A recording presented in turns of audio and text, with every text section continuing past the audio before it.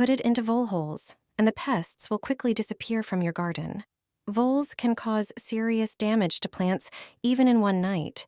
Here are natural ways to steer clear of them.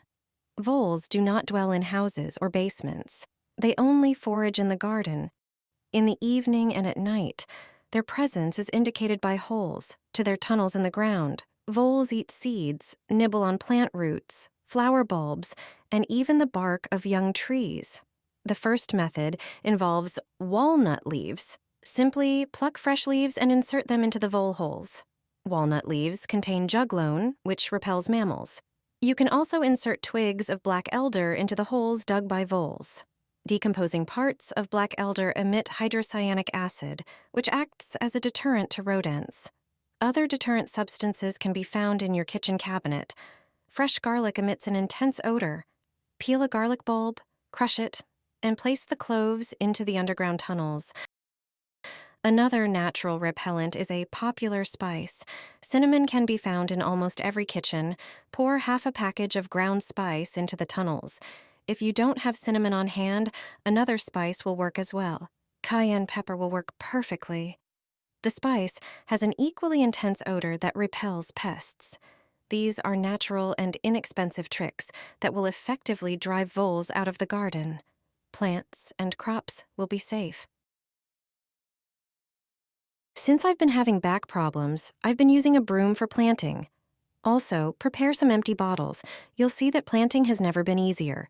Let me show you a great trick. Cut off the bottom of the bottle. Then, make 4 incisions on the remaining part, but not all the way to the cap. Cut out 2 sections from the 4 walls created by the incisions. This will create a peculiar funnel shape with 2 longer sides.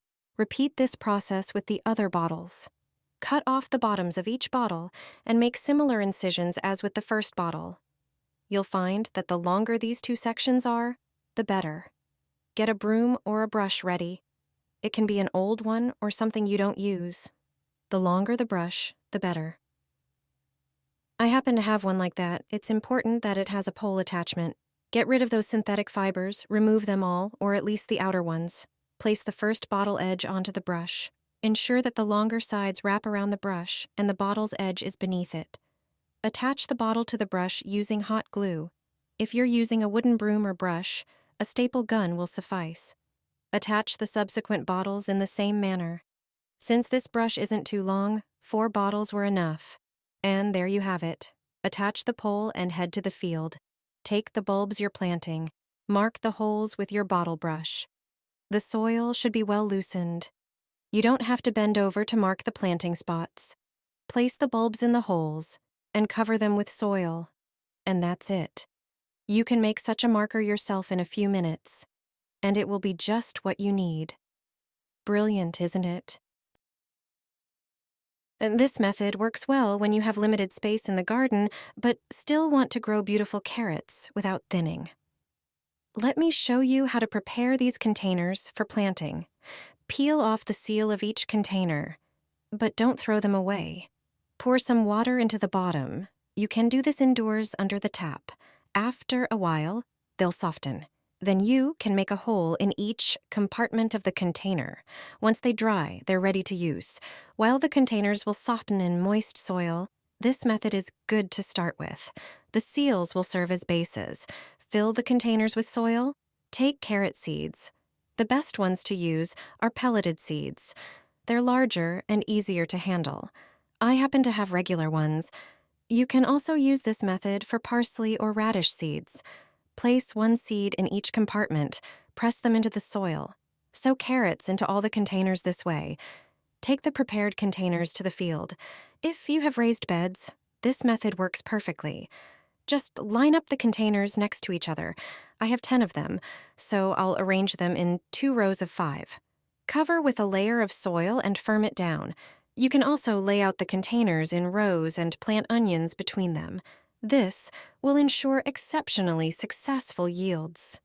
Take a roll of toilet paper and sow carrots, beets, or parsley. Toilet paper is sufficient for sowing vegetables with very tiny seeds. You don't need to buy more expensive seeds on so-called tapes. You can make your own seed tape. The tape is useful for sowing vegetables like carrots, parsley, beets, lettuce, or onions. Small seeds are often sown too densely into the soil. Elderly individuals also struggle with bending down.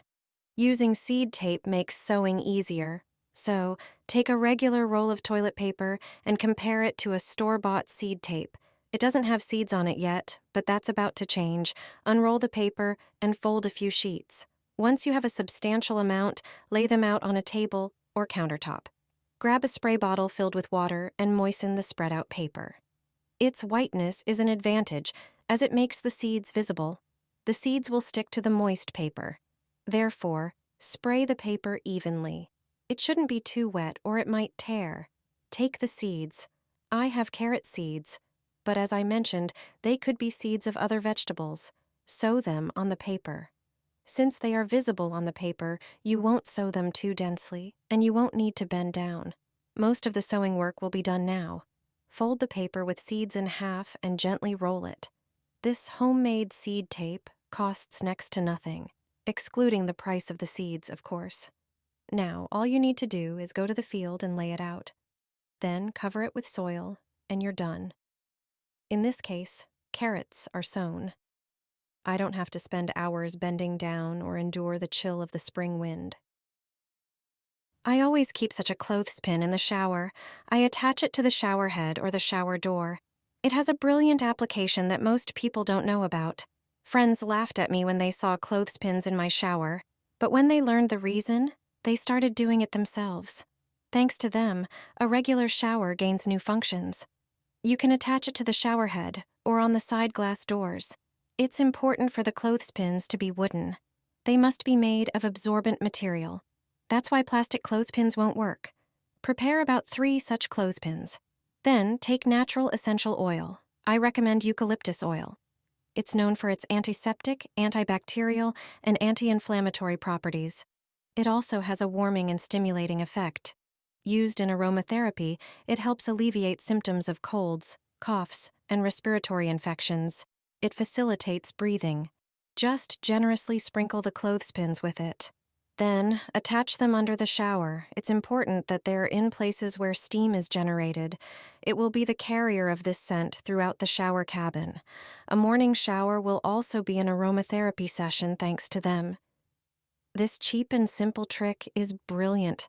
A day started with such a bath is immediately much more enjoyable. Depending on preferences, you can change the oils. I recommend an evening shower with lavender oils. They have a calming effect and facilitate falling asleep. Mix cloves with mothballs. You won't believe the results. My mom used to do it this way. Her method is very simple. It's a straightforward homemade recipe. Pour 250 milliliters of water into a pot. You'll use ingredients for the mixture that you likely have at home. Among them are cloves. Pour a generous handful of cloves into the water. This spice works perfectly against all kinds of insects. Moths, flies, mosquitoes, bedbugs, and even ticks don't like their smell. Boil the cloves. The water will start to change color to a light brown. Turn off the stove and leave the pot covered until it cools down. When it starts to get warm, various bugs start appearing out of nowhere. Cloves effectively deter them. When the water cools slightly, pour in 200 milliliters of vinegar. Vinegar is excellent for disinfecting surfaces where insects appear. It also effectively repels many of them. Flies and ants don't like its smell either. It even works on aphids. Add mothballs to the mixture. They not only repel moths, it's an effective way to deter many other insects, including sugar ants or cockroaches. Not only insects dislike their smell, many animals also avoid places where they smell these balls. If you have alcohol, add 200 milliliters to the mixture. The blend will last longer. Pour it into a bottle with a spout and use it on the terrace, in the house, in the garage, or in the summer house on the plot. You can also use it as a freshener for various places. Pour it into a small bottle and place it where you want to get rid of insects and worms.